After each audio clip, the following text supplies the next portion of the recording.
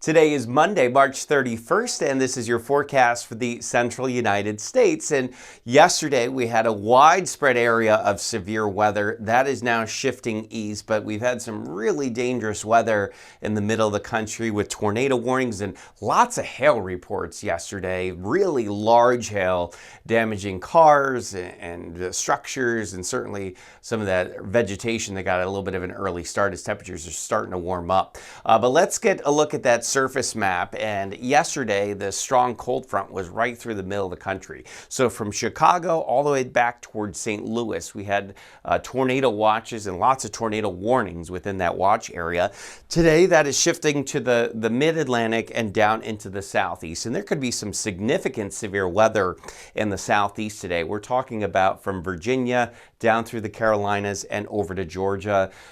Pay very close attention to any warnings that are issued for your area, specifically tornado warnings. You get a tornado warning, you got to get to shelter, got to get to the lowest level of your home, away from windows. Basement is the best place to be. 50 today in Grand Rapids. It'll be about that in Detroit with clouds. Some showers around in Cleveland, moving east as the cold front moves east. 46 in Chicago, a far cry from where we were yesterday, despite the severe weather. Actually, temperatures pretty warm yesterday. And 51 today in Des Moines. So we're in the 60s with numerous showers from Cincinnati to Louisville today. Some severe weather possible Nashville to Memphis. We've seen some thunderstorms pushing east from the overnight.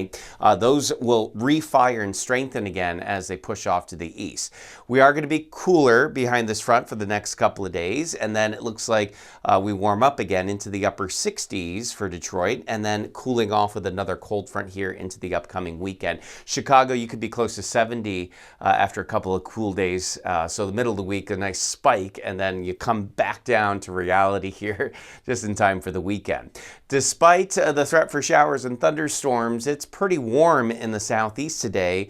Those thunderstorms, though, will feed off of that heat and even a smidge of humidity, and that will get to those severe thunderstorms going, damaging winds, large hail, and maybe even a couple of tornadoes in this part of the country for this afternoon.